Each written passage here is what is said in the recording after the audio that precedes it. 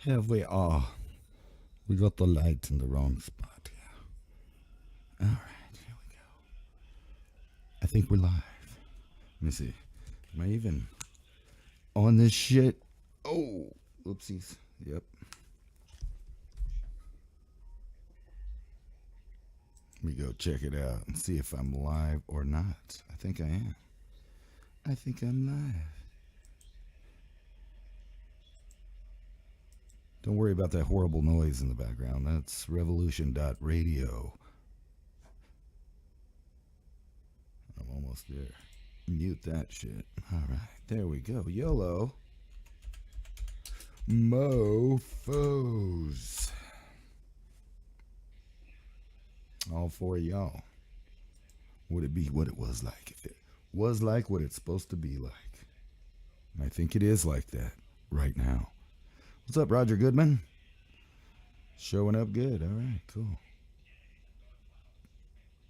We're just waiting on the bumpers from Revolution Radio to get done playing, and then we'll add them to the show and get rolling. Even though I already rolled earlier, so that's good. Fairbank, Alaska, it's minus 33. Brr. Frank Rizzo's in the house. Can you believe it? Good evening.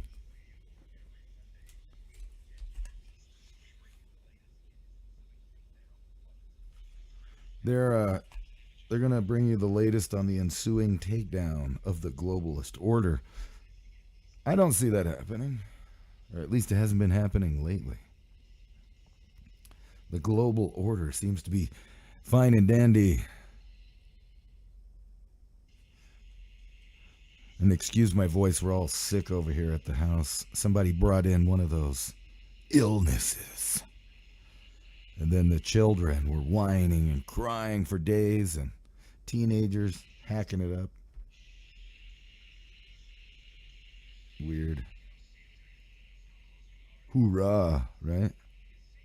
Kentucky, it's 57. Everybody like to be in Kentucky. Salutations.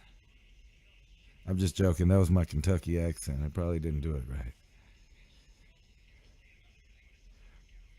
You know what used to trip me out is like when compared to city living and then country living, which I've done plenty of both, how people give directions differently in the country versus in the city. You know, in the city, they'll be like, you want to go down here for a mile, take a left, take a right, take a left, go about 3/4 of a mile, and you'll see a big building. It's got a red flag outside of it, you know, and then you go out to the country and they're like, yeah, you go down there where that old barn used to be, you know what I'm talking about, where the Henderson lived. Well, they moved on. But where their barn used to be right there, you go back there, you know. And if you ain't from around there and you don't know what the hell they're talking about, you got to figure it out. I'm just joking. Not everybody in the country is like that.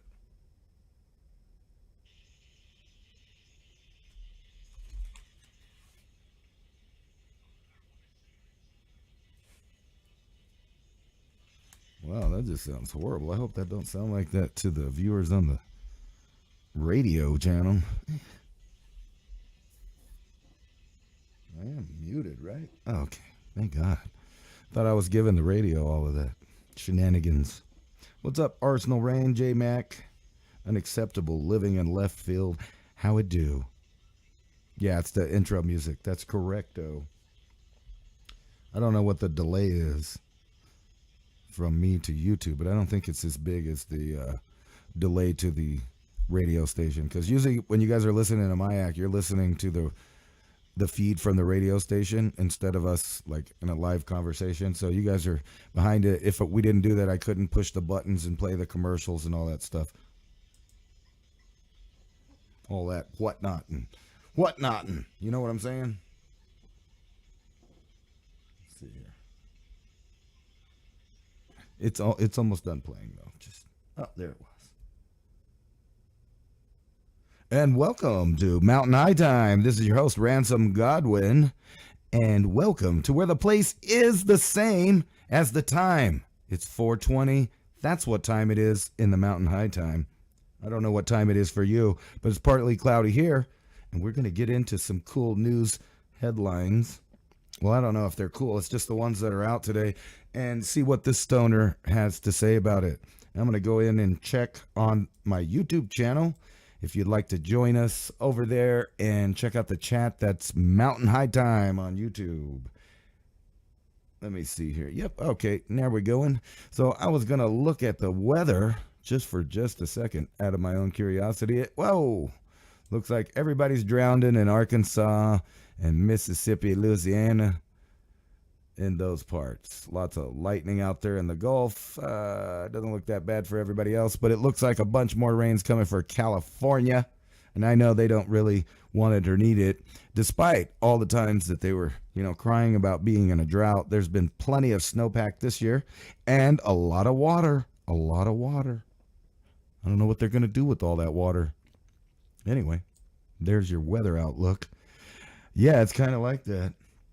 It's good. It's good. What's the weather outlook for 420 TV and Mountain High Time? Well, the weather is good. Tough Titty said the kitty, but the milk's still good. But I don't know about in this case. Do we need to have a talk about lab-grown meat? Ugh. Now, this is a weird topic because, I don't want to kill animals either. However, I accept the fact that I'm an omnivorous hominid that spent millions of years probably eating meat. It's what made our brain get big. It's unfortunately for most people out there to accept you are somewhat of a predator in the animal kingdom. Matter of fact, we are the super predator, the top predator, the apex predator at this point.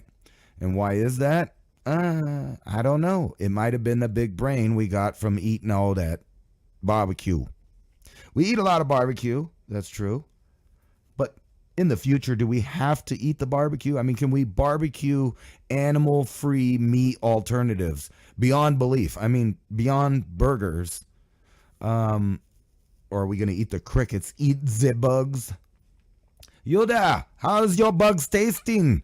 I put barbecue sauce on them. They're very moist and delicious. I don't think so. That's not going to happen. You like your mammal sauce, J-Mac says in the chat there. Wow. I am not against the idea of maybe in the future, when they can solve the problems probably of cloning. And what I mean by that is that if they could create a unique natural type gene combination for animals that we eat, and then create an animal that does not have a brain, it's just a big, animal with no head, then you could eat some beef and chicken and pork and all that stuff and feel guilt-free. But until that time, and I don't even know, there will probably be some problems with that because that doesn't even sound good, right? I think the answer to this is that we just no longer feel guilty for eating meat.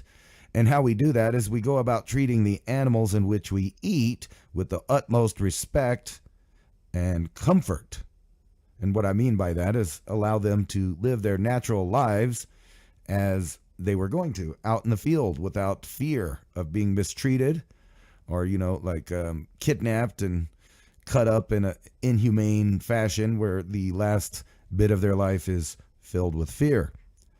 However, that being said, that seems to be the way the meat that we've eaten for millions of years came to us after we chased it down, scared the crap out of it, beat it to death or stabbed it to death, and then either ate it raw or, depending on what time you're talking about, sauteed it or, back in the day, just put it on a spig over the fire and had some good barbecue. I'm sorry for all you vegan ears out there that don't like to hear this, but you have those bicuspid teeth in your mouth, and we have what's called those canine beautiful things there. Then I'm sorry, but our teeth are obviously designed to eat omnivorous things. But could you live in a world without meat? And I just seemingly don't think so.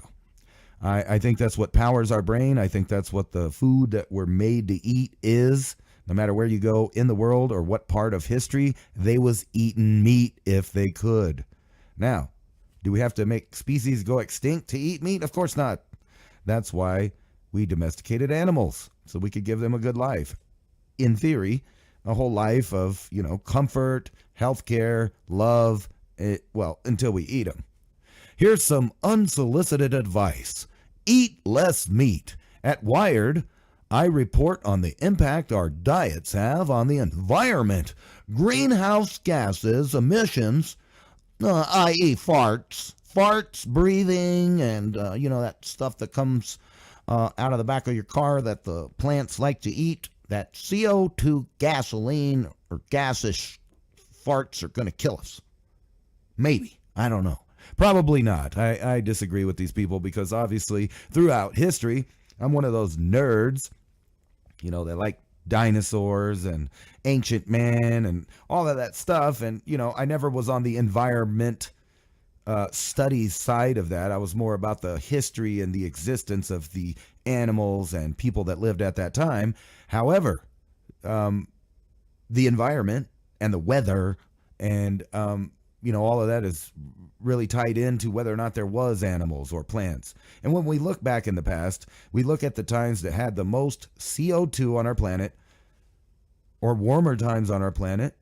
We had a bunch of plants, man. There was more life on the earth. The more CO2 there is means the more plants there are. The more plants there are, the more food for animals.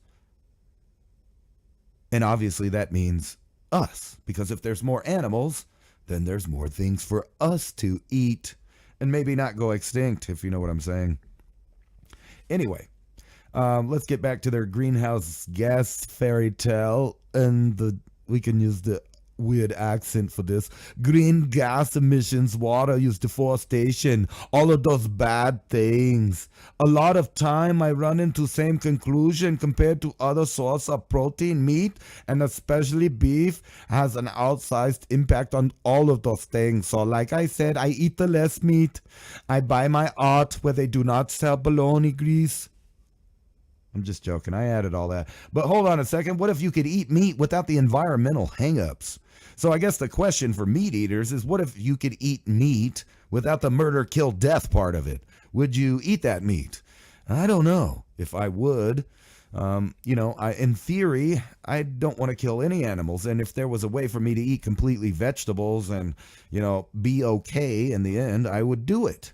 But the truth is some people do eat a vegan diet that's high in protein, like people in India, like they cram down the lentils and all of that stuff. And people eat meat and cheeses, but that's still, those are animal proteins and fats in there. But the people that do eat those kind of diets, I'm sorry, you guys look like beanpoles. And except for that one, weightlifter guy that eats massive amounts of protein, and he's had some health problems. But except for that dude, the rest of you guys look like beanpoles. Literally, the thing that I guess you are what you eat, or maybe you look like a bean sprout. Anyway, not too healthy, not very muscular, or, the type of individual that might survive some kind of epic event on the earth. But I digress. Let's go. But hold on a second. What could you do if, you didn't have any environmental hangups? Well, I don't, obviously, now. I'm not worried about cow farts. But for some people, they're totally convinced and worried that the cow farts are going to kill the planet, and i.e. us, because we grow those animals. And, just like the nonsensical idea of cutting down the forest to, stop CO2 production, which is obviously idiotic because the trees are what, sucks up the CO2. But I digress again. Cultivated meat companies are really racing ahead of late. So far, they've raised close to $3 billion in venture capital. And this year, for the first time ever, in the U.S., 2 companies were cleared to sell cultivated meat to consumers. Several firms are working on giant factories to brew their cells. So, if you don't know what I'm talking about by now, we're talking about cloned meat that's grown in a lab from cells. Now, I don't know Does it still have a soul if you just grow an arm and put some barbecue sauce on it? I don't know. But just the whole idea of the people that create some of the other wonderful things like our medical industry products and things like that. I don't think I want these same type of people in control of my food systems, because they already have been. And that's where you get these things like excitotoxins in your food, plasticide ingredients, all kinds of other stuff that we probably shouldn't get into because we're also on YouTube, which, they ban everything. But I'm going to say big pass on this, or at least now. Like I said, maybe in the future when I'm like 80 and they can grow a cow without a head and his name is not like Steve or something, and they're like, it's not dying, but the meat still tastes good. Maybe then. But until then, I'm going to have to eat my Lotta Burger, double meat, double cheese with green chili, homie. Sorry about that. Anyway, let's move on. I don't know why this article's out here. This is 9 deadliest spiders on Earth, but I guess we'll just go ahead and zip through it since it must have changed pages on me. And it looks like number 1 out of their 10, there's 10 pictures, nine spiders. Looks like the first one is our good old friend from the Southwest and all over the place. There's probably one of these guys under my chair right now, which is a black widow. And if you can look at that picture, if you can't over the radio, if you don't know what that looks like, it is a shiny, sleek, small, about an inch long black spider with a red hourglass. Now that's the female, and there is what's called a brown recluse. That's a competing poisonous spider. It's probably on this list too, but a lot of people don't know that there's also brown widows. In other words, they are black widows or a subspecies thereof that are brown. And sometimes people don't realize they're there, but these things can really jack you up, especially if you're allergic to this kind of stuff. But on top of that, even if you're not allergic, the black widow puts out some serious toxins there. So spiders are some of the most successful arthropods on the planet, having colonized every continent except for Antarctica. Not all of these 8-legged arachnids are venomous, but some can be deadly to humans. For the notorious black widow to the ultra-deadly funnel web spider, here are some of the deadliest spiders on Earth. Number 1, black widow. Let's see what this one. Number 2, a yellow sac spider. The yellow sac spider are in the family of this big old long word that I'm not going to try to pronounce, and they probably account for more human bites than any other type of spider. These arachnids are distributed all over the globe, from America to Northern Europe, South Africa, India, and even Australia and Japan. They're nocturnal predators, and during the day they hide in small white web cocoons. Mildly venomous to humans, the yellow sac spider can be painful and sometimes misdiagnosed as a brown recluse bite. Their venom can cause necrotic lesions, as well as redness, swelling, and sores around the bite area. Yuck. I'm not like arachnophobic. But I don't want them crawling on me. But, when I was a kid, I used to really hunt spiders down and watch them, look at them in a jar, and trip out on all the different species here. Let me see. Okay. Let's go to number 3, which is also some kind of widow. Oh, okay. Here we go. Like I was saying, brown widow spider. Number 3. Big O long name is the scientific name. For the brown widow spider, it looks similar to the infamous cousin, the black widow, right down to the hourglass-shaped markings on its abdomen. But there are some key differences. The brown widow's markings is orange and yellow rather than red.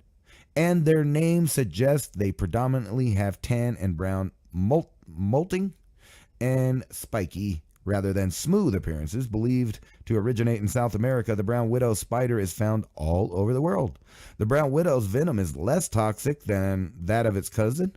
However, it can still be deadly. Although they don't deliver as much venom as the black widow, the brown widow's bite can still cause latrodictism due to its neurotoxic venom.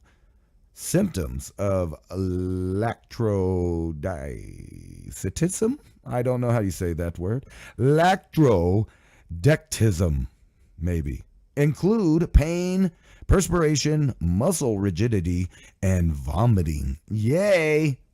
Black widows' lives matter, and so do the brown recluse, evidently. The brown, oh, see, I'm messing up. It is the brown widow. But I've seen them that don't look anything like this. In fact, they look like this, but they're brown, and they don't have yellow and orange. So maybe that's a subspecies not listed here. Red widow spider, living mostly in the sand dunes of central and southern Florida.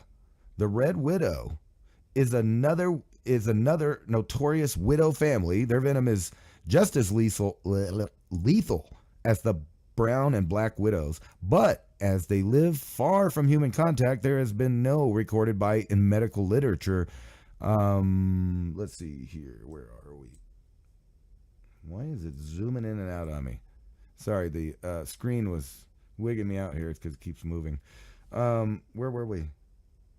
Rather than an hourglass, a dominum with yellow rings around red dots, rather than that, like its cousins, the red widow usually has one or two red marks. Stupid. There we go. That's a pretty trippy spider. All right. Oh, this one, the redback spider. This page is tripping me out. The zoom, it keeps going in and out.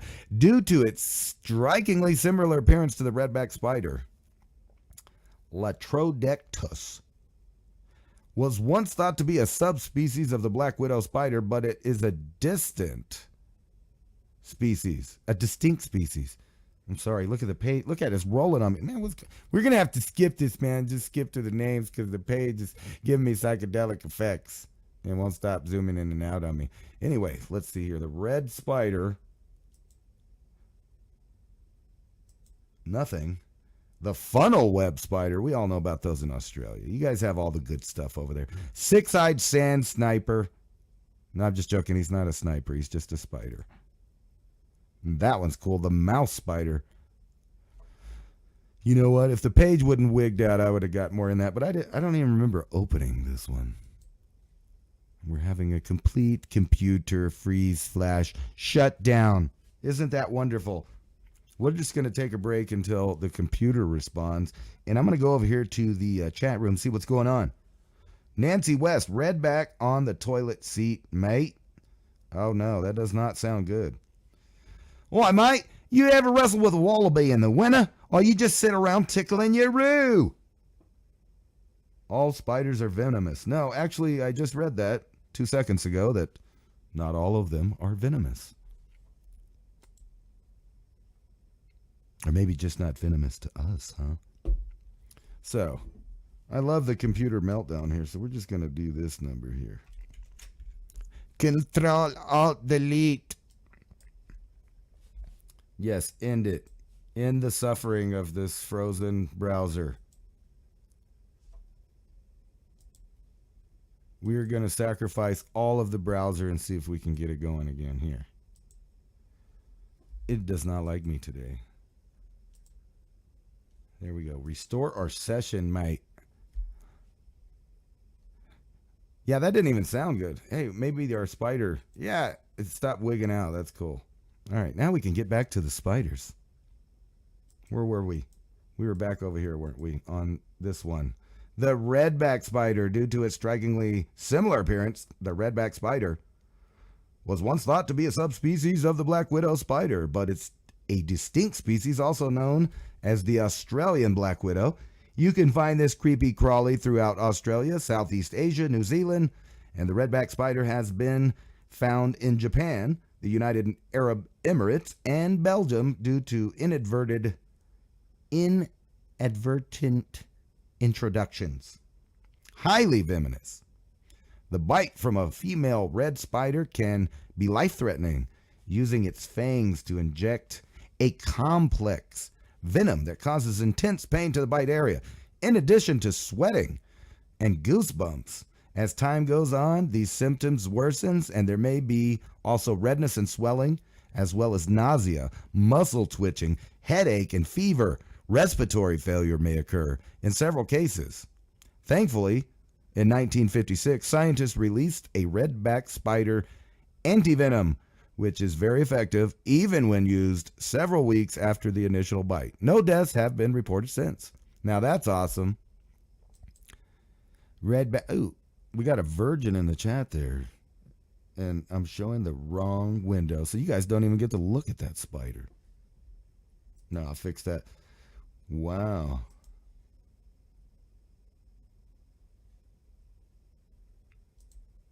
That was really trippy. So let's just add this now that my computer's awake again. Sweet. All right, there we go. And the next on the list is the funnel web spider. Normally, in the world of spiders, it's the female that's more deadly, but the funnel web spider, let me get this a little bigger so I can see it.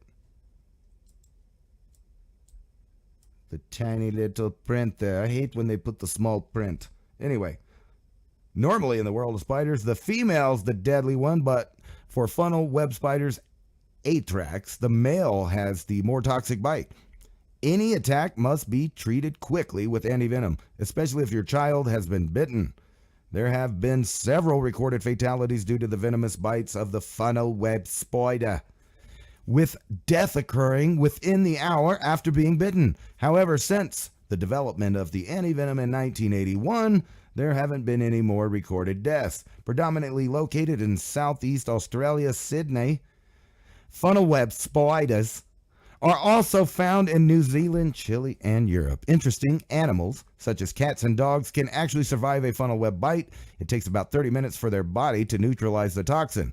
It's just humans who have such severe reaction. The venom affects nervous systems and causes symptoms such as elevated heart rate, numbness, tingling to the mouth, and difficulty breathing.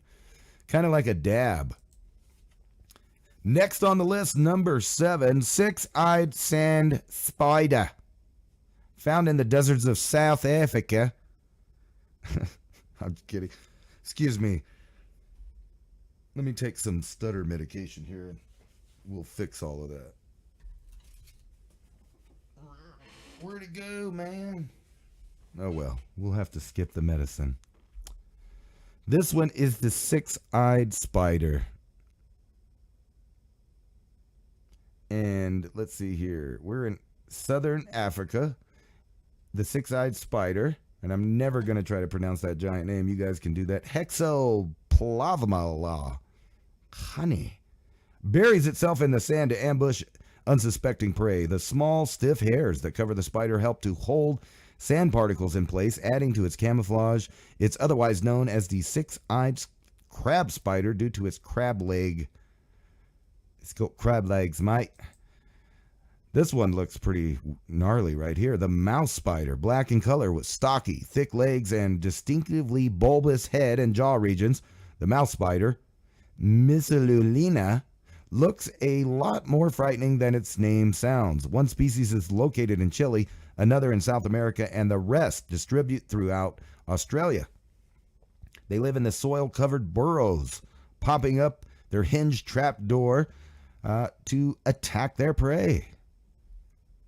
That doesn't sound too deadly. I just don't like the black widows because they get in your shoes, man. And here's number 9 is also the black widow. That doesn't even make sense, man. I don't think their number system's right. Did you guys know that we were just blowing up the whole world? And the only reason I bring this up is because most of my audience knows I've been talking about we're going obviously into a worldwide conflict. There's really not much that you can argue when it comes to this. It seems that every quadrant or third of the Trilateral Commission's, reign on the earth there is in combat right now. U.S. strikes at least 85 targets in Iraq and Syria, including from B-1 bombers. Now, do you remember back in the day, I don't know, when I was younger, I thought I remembered that presidents would at least get a declaration of war before we just went to war with everyone and anybody all the time. But it seems like with our proxy war there in the Ukraine, what we have going on in the Middle East from the Gaza Strip all the way over now to Iran's borders. Obviously, they're going to include Iran in that. These are the 7 nations that General Gates talked about, knowing that we were going to invade back in the year 2000. And the Project for a New American Century knew that we needed some kind of new Pearl Harbor event that killed at least 3,000 something people so that they could start invading these countries. And, thinking that the American people are stupid, obviously. We already had troops on the ground in Afghanistan building pipeline.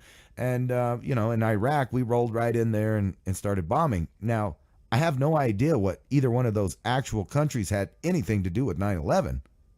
However, we went to war anyway, didn't we? It was Osama bin Laden, they said. But for some reason, we went and killed Saddam Hussein. It was Osama bin Laden. But you know what? We might as well take out Gaddafi too, right? It was Saddam Hussein. How about we go invade Afghanistan, have a 2-decade-long combat situation that kills thousands of Americans, and then just leave $81 billion worth of equipment there for them for the next round, which is basically what's going on in Mexico, right? Fast and Furious #2, where these cartels are just popping up with massive amounts of American-made weaponry. And weirdly, I had something else on this topic, but these web pages, you open them up, you have to save them or they change. It's talking something about Apple. I don't care. I don't even have an Apple. Let's get back to what we're talking about, which is a worldwide combat situation for just every last little kid. Have your kid be the first to come home in a box from Ukraine or the Middle East over what? Did we declare war? Why are we bailing out other countries? Why are we bombing countries? Well, because we're used as the world police for this new world order system. And weirdly, the American people are basically the last ditch hope for freedom on the planet. Now, you might laugh. You might have laughed a little bit to yourself when I said that. But I'll tell you why. It's because in the U.S., we own a lot of guns. We have a history, a genetic memory, if you will, of a civil war already. We also have genetic memory of a revolution where the American people that weren't quite American people yet, I guess, not at least United States American people, but in the Americas, decided that they had enough with tyranny. Allegedly. At least that's the story. But for the first time in the entire world, we wrote down on paper that God, or your creator, gives us inalienable rights that can't be taken away from the government because the government didn't give them to us. Now, nowhere else has this been done really in the way that it's been done here. Not at the time and not since. A lot of people have kind of copied it. But now when we look around the world, do we see more freedom than back then, or do we see less? What I see is an entire European Union where spying and basically the Stasi now go around door to door, and you can go to jail for your opinion online. It's so much more than those authoritarians of the World War II era could even dream of. But they got their plan, and we have a euro now, and now it's a secret, police state. Where they sit around deciding who they're going to arrest. And now this combat situation is spreading. And the reason being is that people realize what's going on now. The population's no longer stupid. So here in the United States, being this last vestige of freedom, and the reason why is because here we have the right to free speech. Although the government tries to tell us here that we don't, we continue to march on like we do. We keep talking, we keep writing, we keep making videos, we keep speaking, we keep fighting lawsuits. All of these things are continually happening here about free speech. And then you have the Second Amendment and the Third Amendment and the Fourth Amendment. Now, reality says we don't really have those amendments anymore but only a ghost of what they once were. Like, for example, the Third Amendment, not to have soldiers quartered in your home. Well, what's the difference if they can just come in your home and claim extingency or whatever they say? I probably didn't say that word right. But just come in your home because they say they heard something in your house. But even if you don't count that, you must realize that there are multiple devices in your home that are spying on you right now by third parties and the government, even though, we had the whole revelations with Edward Snowden, et cetera, et cetera. You thought that they were going to stop. They didn't. They just kept doing it. And now they do it even more. So in a sense, you have soldiers that live, for all intents and purposes, in your home. They're listening. They're watching. They're copying every keystroke that you make, every website that you look at, every post that you read. It's tracking your eyes, especially if you have a camera on it. And some of the screens can be reversed. Software can be used to make your screen a camera itself. Anything that puts out infrared, like your phone sitting around taking thousands, millions of pictures of you daily, trying to find out what you're doing, where you're going, who you talk to, what are you saying. And people forget that we live in that technological era. So I would say to you that you no longer have the Fourth Amendment because you have no privacy. You no longer have the Third Amendment because people are quartered in your home listening and eavesdropping to everything that you say if they want to. Now, you might say to yourself, well, I'm not that important. I don't have anything to hide. Well, that's just your vagina talking. I'm sorry. That's what that is. It doesn't matter if you have anything to hide. They shouldn't be looking. You shouldn't have to explain yourself. You shouldn't have to use the Fifth Amendment to protect yourself so that people don't prosecute you for your views. Now, they don't have that all over the world. They're throwing people away for, dumb reasons. But here in the United States, you see the pieces moving in the long term. They have a problem with the Second Amendment. They have a problem with so many millions of Americans being able to defend themselves, not only against thugs that might come into their home and try to harm them or take their things, but they also have enough ammunition and firearms and ex-military and, just good old boys and plenty of people that know how to stage combat if it came to that. Now, God hoping that would never happen, but they know that. So that's why they have to get rid of us incrementally, slowly, by taking our constitutional rights away.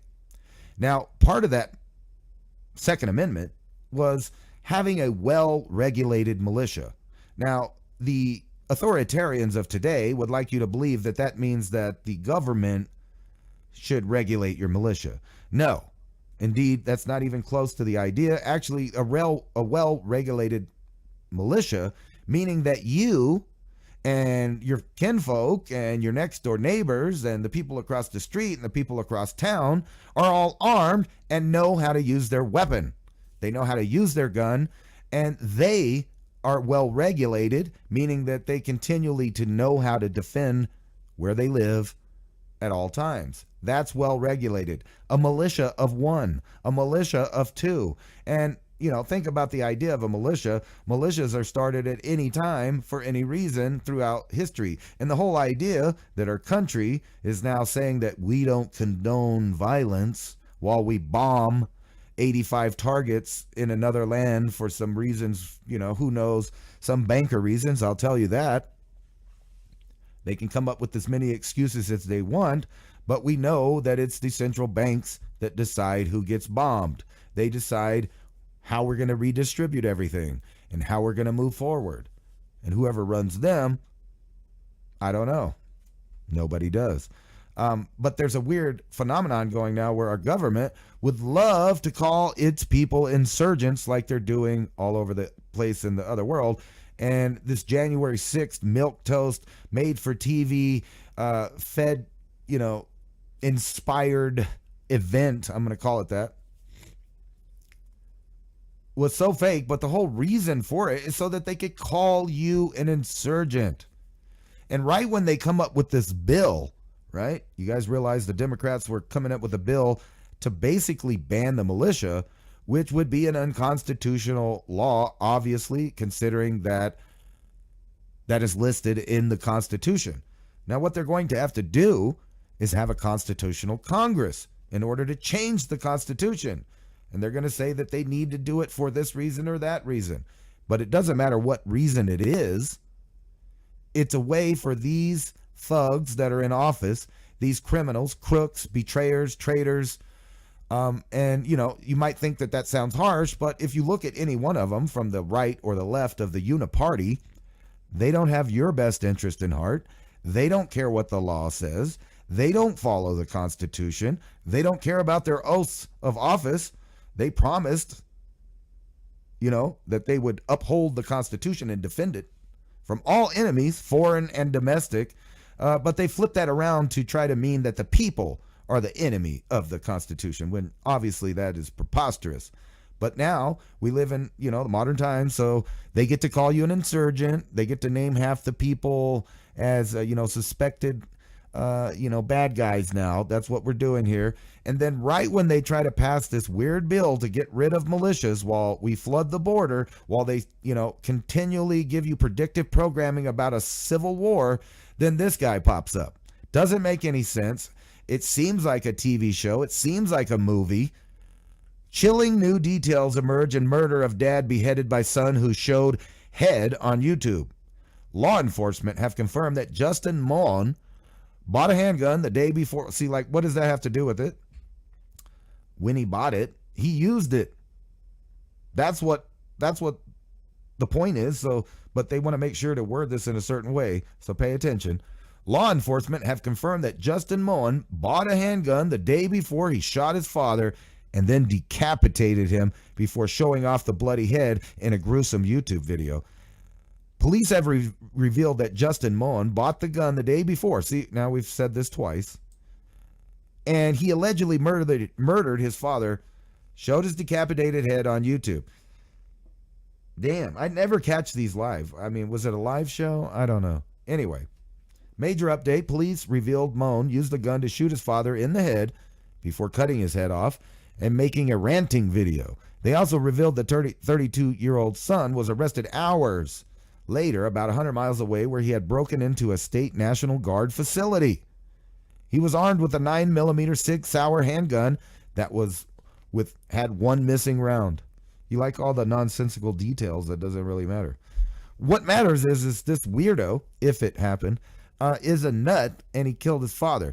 And down here it says the reasons that he killed his father, because supposedly his father worked for the Army Corps of Engineers and was a big Biden supporter. So this guy allegedly, you know, because he's Moen's militia, and you'll see this word militia just all up in this. It just seems like a made-for-TV event to me, almost like January 6th. Now, I'm not saying it's fake. Not at all, but I am saying that it's bizarre that the predictive programming has reached so many people that you're about to see all the nuts come out.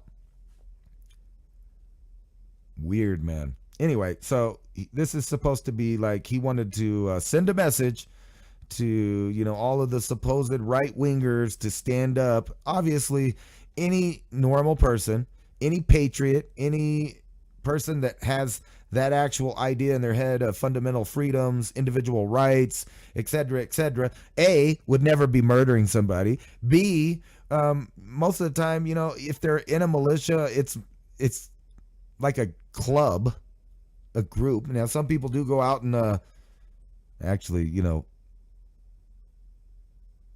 run around, do some training, little PT, little target shooting. But for the, you know, vast majority of the people that I've ever met in a militia, they were combat veterans from one of the world wars that we have. Not the World War, but like, you know, ex-Korea vets, ex-Vietnam vets. And nowadays, most of those people are disappearing. And now it's Gulf War and, you know, everything that happened after 9/11. Now I have people that are younger than me that are coming back, you know, for already here for a decade, and they're a combat veteran. And it really makes your head spin when you see this whole idea just pop up randomly. This guy, like almost like if he got a phone call, hey, you know what? We're trying to outlaw those militia guys.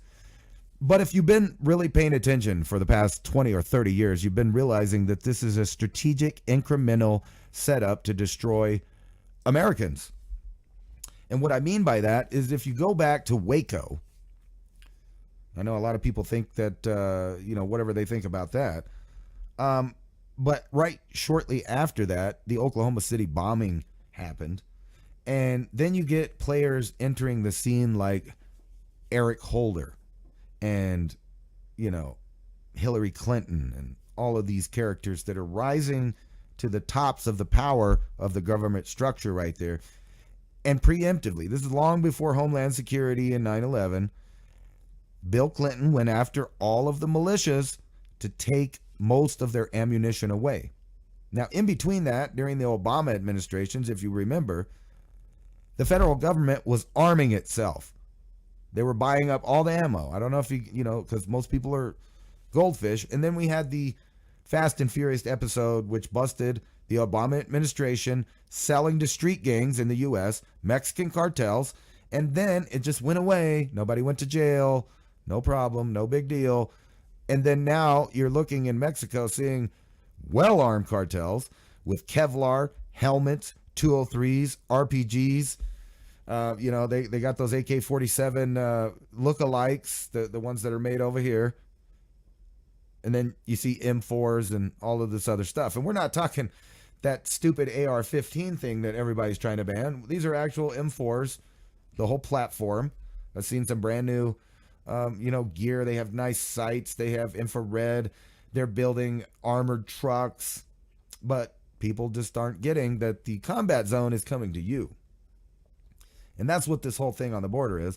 It seems like if there ever was a false flag going to occur, they would do it there.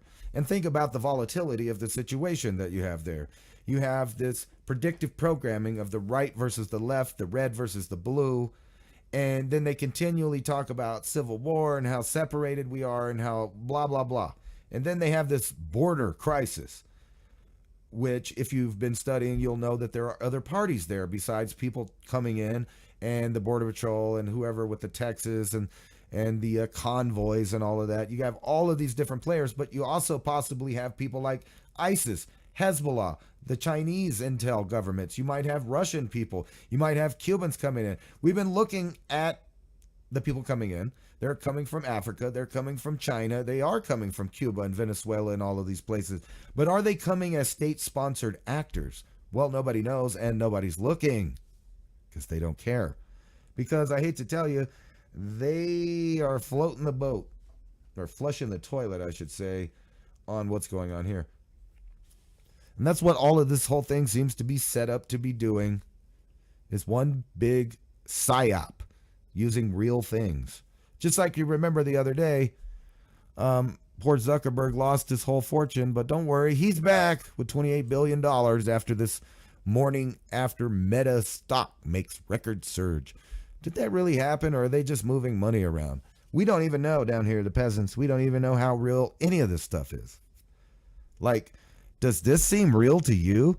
Co-founder of a private equity firm explains why he acquired Pornhub. Solomon Friedman is one of the new owners of Pornhub. He's an attorney and a rabbi. Some reports say he's a former rabbi. His private equity firm took over MindGeek, the umbrella company of the virtually every porn site. He vowed to save Pornhub from ruin and make it a better place. What he means by a better place might not be what most people think is better, though. It's a whole lot of porn. And you might ask yourself, what do you mean? A rabbi bought the porn? What? That's like, Joel Osteen. You find out Joel Osteen, or, somebody that all of those people think is a super Christian. And then you find out, he owns Pornhub, man. He's all into that porn stuff. Now that sounds exactly what a preacher or a rabbi or somebody that really, is into spiritual enlightenment would buy, so that every other person out there is, destroyed by obviously an addictive, a psyop like free internet porn. Come on. You can't tell me that they've been running those porn sites for like at least a decade now, with no filters, no protections. So any kid, any person with addiction, any of that stuff could just instantly go online and use up all of their, fluids with their computer friend.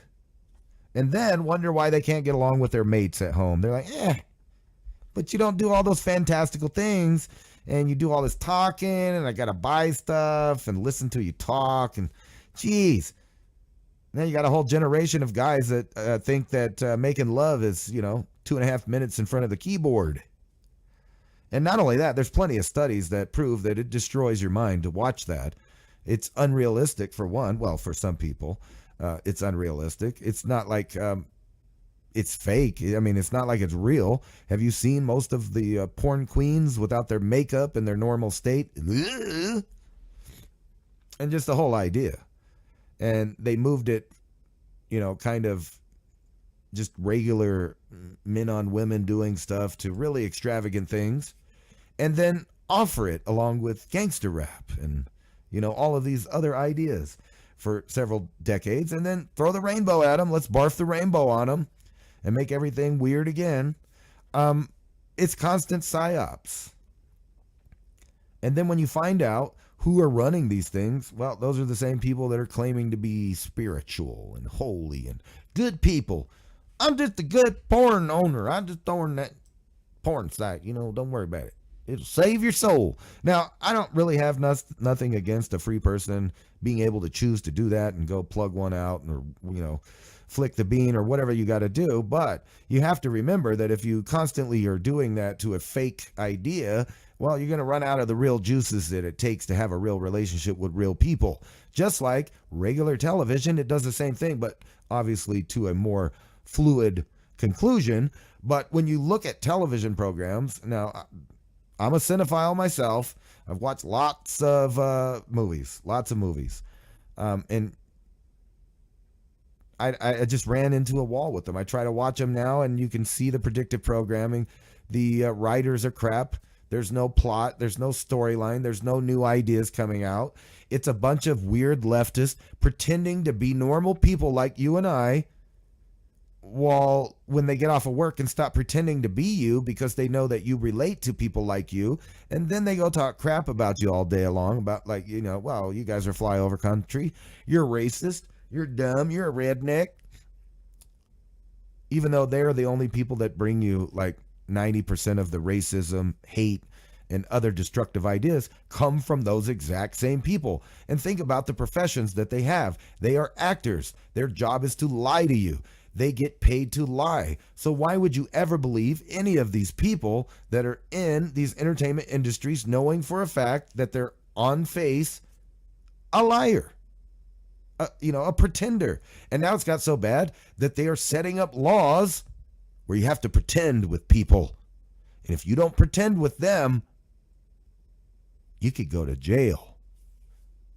So does that sound like a more free world to you? Or a less free one? Sounds like a less free world to me. Anyway, let's move on. Pro-Native American activists fighting to save indigenous traditions in nationwide war against wokeness. Hallelujah. Grassroots rebellion against cancel culture surges from coast to coast, fighting an anti-American movement. Maybe they're talking about the Redskins, probably. From coast to coast, wokeness is facing a rebellion. Communities are fighting to reclaim their local heritage after cancel culture rampage in recent years eviscerated Native American images, nicknames, tributes, and hundreds of schools nationwide. We're actually fighting an anti-American movement. Lisa Davis, a pro-Native American activist in Cedar City, Utah, told Fox News Digital. The people they are trying to erase, or excuse me, I said that wrong. The people trying to erase Native American culture are the same people trying to remove Thomas Jefferson and bashing American heritage. Davis and other Cedar City residents formed the grassroots organization Voice of Iron Country Education, after the school board voted to eliminate the high school's traditional red man name and logo in 2019.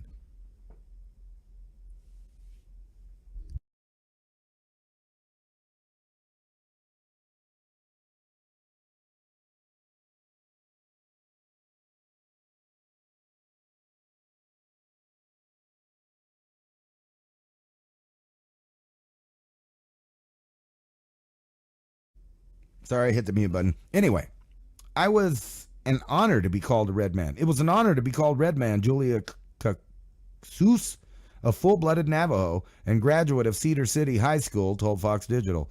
The silversmith said that she tells visitors at the family shop Navajo Crafting Company, "I am red man through and through." The school's nickname is now the Reds. Oh, well, that's a big difference. You totally fixed that, guys. Way to wake up and be woke. Anyway, Native American group that wanted Redskins removed is funded by Soros Foundation and other leftist organizations. Yet the irony of a new name is not lost on Cedar City residents. We went from honoring centuries of American and Native American history to honoring communism, said Davis. The people trying to erase Native American culture are the same people trying to remove Thomas Jefferson and bashing American heritage. Eunice Davidson, Dakota Sioux, and president of the Native American Guardians Association, NAGA. That's right. You heard that right. You heard of MAGA? Now it's NAGA. We ain't going to leave you alone. We're going to NAGA until you figure it out. NAGA, N-A-G-A, that's the Native American Guardians Association. So listen up to what the NAGAs have to say. It's terrible injustice to these communities. She and others claim that decisions to remove Native American images, nicknames, and logos made by local school boards, which are often under pressure from well-funded outside forces. The decisions never have popular support, and Davidson, whose organization is based in North Dakota, the taxpayer is being shunned, and the school boards don't care anymore. It's Marxism, and it's taking over school boards. The grassroots group Voice claims that 79% of local residents voted to support the red man in recent Change.org survey. Battles all across the country, communities around the nation are waging similar battles. Activists killing. No activists were killing. Activists in Killingly, Connecticut are fighting to reclaim the town's red man tradition after it was trampled by a state mandate to wipe out its own Native American legacy. Cambridge, New York has taken its fight to save its beloved Indians tradition to the courts after the Board of Regents announced a plan to trample Native American history across the Empire State. Local residents recently voted 2 new pro-Native American candidates onto its school board, including Iroquois' Dylan Honyost. Anyway, we're coming up on the hour, the break time hour, right here in just a minute. So let me put that down. Oh, wrong one. Talking to myself. Don't worry about it, radio people. Or you guys on YouTube, and I hope you're having a good time. Let's check in the chat and see what you guys think of a stoner rambling. I'm just kidding. What's going on? Unacceptable living. Using a rolling machine. Wear them out. Puff, puff, pass. Sassafras likes it salty. Whatever that means. I must have missed something. I used to smoke Marlboro Reds. I'm a cowboy. No, I'm just joking. I used to smoke Reds, and then I went to the 27s, and I just thought, you know what? It's just not enough. I'm going to have a cigar. Speaking of which, it's about that time to take a break. So I hope all y'all out there in radio land, go pee, go poop, take your bowl, pack your bowl, smoke your bowl, whatever you got to do. Smoke them if you got them. Come on back. Anyway, it's now 6:57 Mountain High Time, and you're listening to Revolution.Radio. This is Mountain High Time. I'm your host, Ransom Godwin, and we will be back in approximately 5 minutes. Well, at least, for them. Now, if I can find a lighter, I'll be here. Anyway, so I'm going to play you guys a commercial. It's probably the wrong one, but we'll do it anyway. And I'll be back in just a second. Today, the demand for gold continues to flourish globally. History proves that fiat paper money is designed to go to zero through inflation, whereas gold has intrinsic value in which it maintains forever. Paper money is a debt instrument. Gold is an asset of wealth in its own right. It does not depend upon any governments, corporations, or individuals' promise to repay.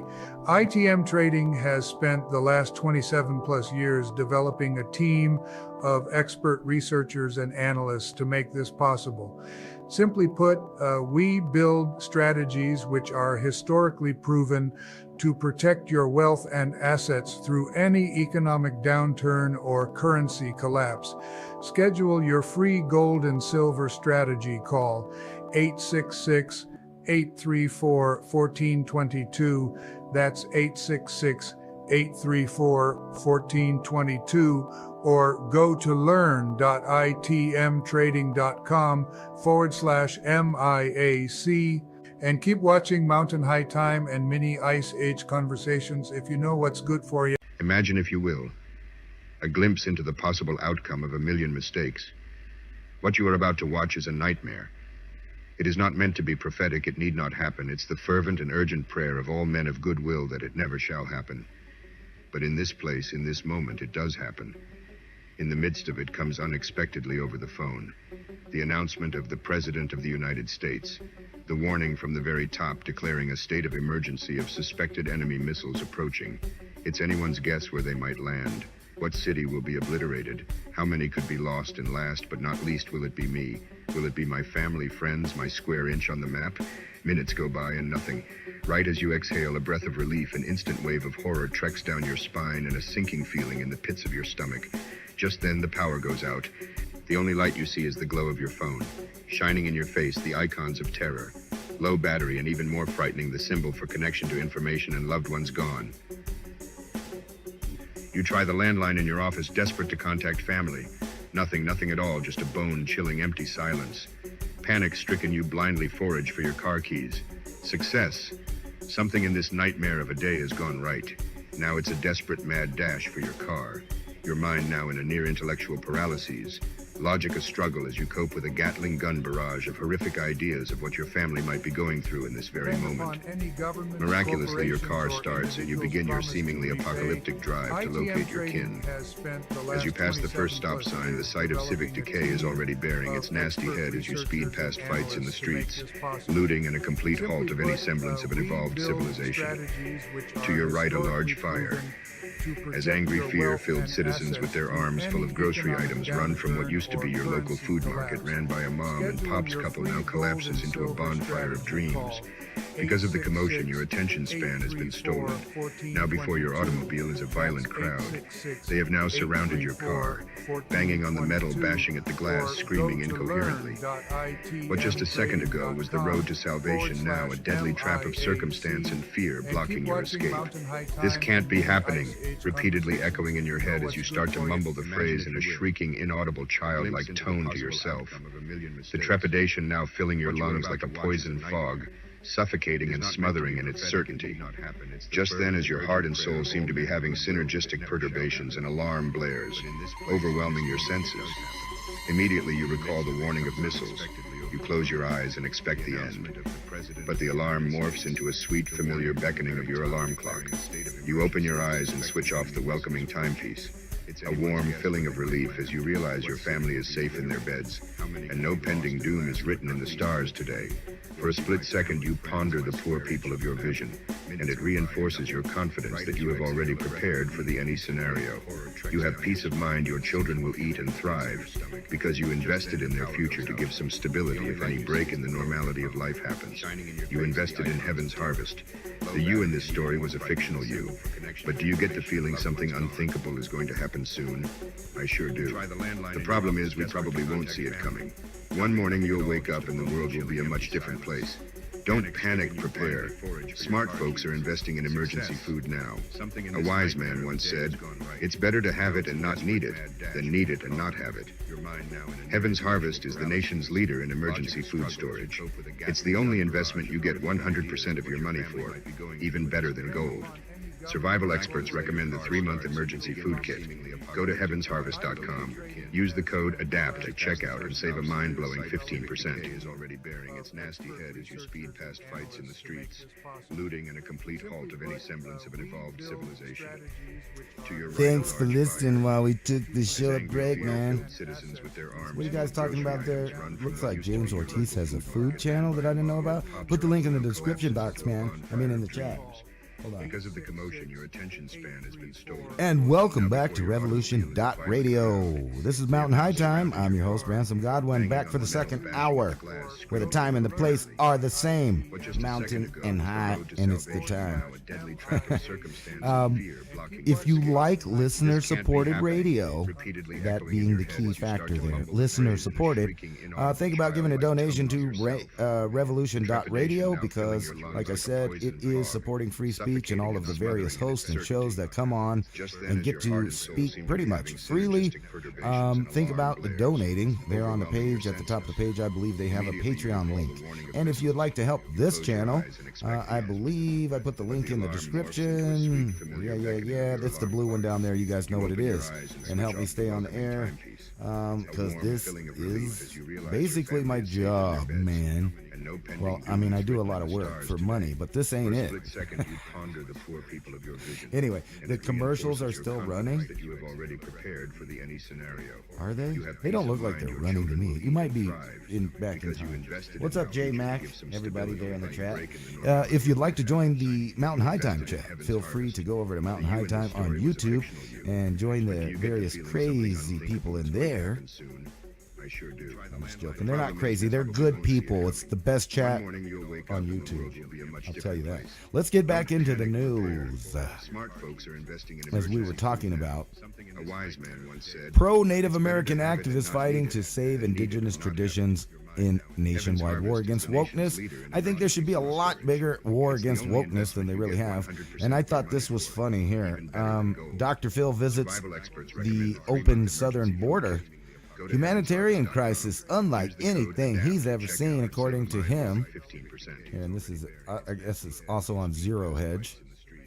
And then we have this Slovakia prime minister orders investigations into the big C word of the year of 19 afterwards. Or was it 2020? I don't know. Seemingly, a bunch of people, died in Slovakia for some reason. So they're going to do an investigation into that reason. And I can't say what it is because I have a YouTube channel, so we're just going to skip it. But you know what it is. Border Patrol pulls 70 illegals from El Paso storm drain right to the south of me here in El Paso. And the weird thing about this is people are getting lost in these tunnels underneath Juarez, El Paso, coming from all over the world. And some of the coyotes just leave them in there because they didn't pay. And, I guess this is better than being stuck in the back of a semi-trailer and smothered to death. However, think about it, 70 people underneath the feet. According to this, dozens of illegal aliens were discovered in a storm drain in West Texas near the Mexican border this week, according to authorities. On Wednesday, the U.S. Border Patrol, USBP, apprehended a massive group caught entering the country illegally via drainage tunnels in the latest bust of its kind. But what did they do with them afterwards? They put them on a bus, they gave them some money, and they send them on their way. Don't worry about it. If you'd like to join, don't worry about it. This is a good video I thought you guys might want to watch. It's on InfoWars. It's called Conflicting Pole Shift Agendas Between the East and the West. And it basically breaks down all the stuff that's going on in Europe right now from the farmers' aspect of things. And pro-Native American activists kind of proves we definitely are in a worldwide conflict. I think there should be a lot bigger war against wokeness than they really have. And I thought this was funny here. Dr. Phil visits the open southern border. Humanitarian crisis unlike anything he's ever seen, according to him. And this is, I guess, also on Zero Hedge. Sounds like there's a super echo going on for some reason. Prime Minister orders Sorry about that. I know you guys can't hear it on the radio, but we'll fix it for YouTube. What is going on there? Afterwards, or was it 2020? I don't know. Seemingly, a bunch of people, died in Slovakia for. I don't know where that extra sound's coming from. So they're going to do an investigation into that reason. And I can't say what it is because I have a YouTube channel. So no, it's not my headphones. But you know what it is. It's an echo.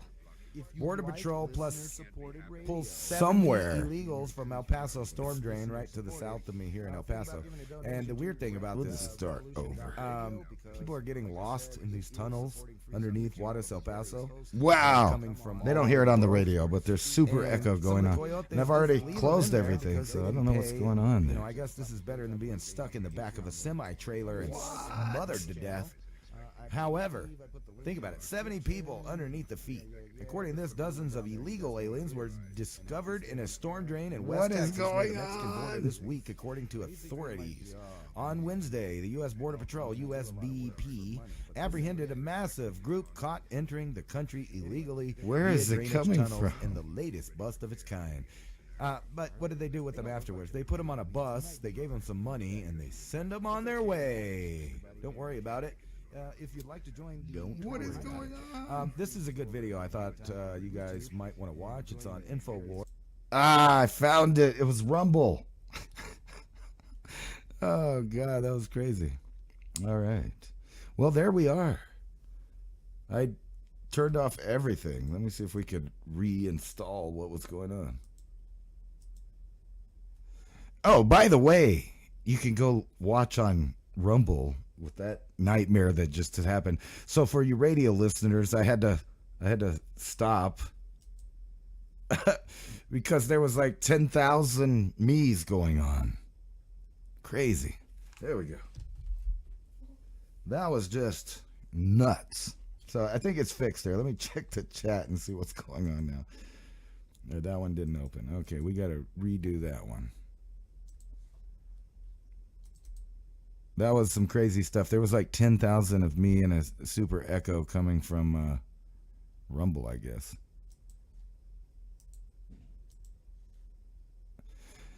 Well, I am a one-man show. Sorry about that, folks. Let me go back over here and check out the chat room and see what you poor people that had that wonderful audio experience. You're welcome. I gave it to you. And then we'll get back to our story here. Wowzers, man. All right, there it is. It's artificial unintelligence, man. It was a cam looking into a cam looking into a cam. Oh, my God. That was just crazy. All right, let's go back over here and check out what's going on. This is an article from Florida that I was tripping on. Officials, 3 dead after plane crashes into Florida mobile home park. And the only reason I really find this upsetting is because I live not far from an airport, a small airport that has these type of planes on it that just fly over nonstop.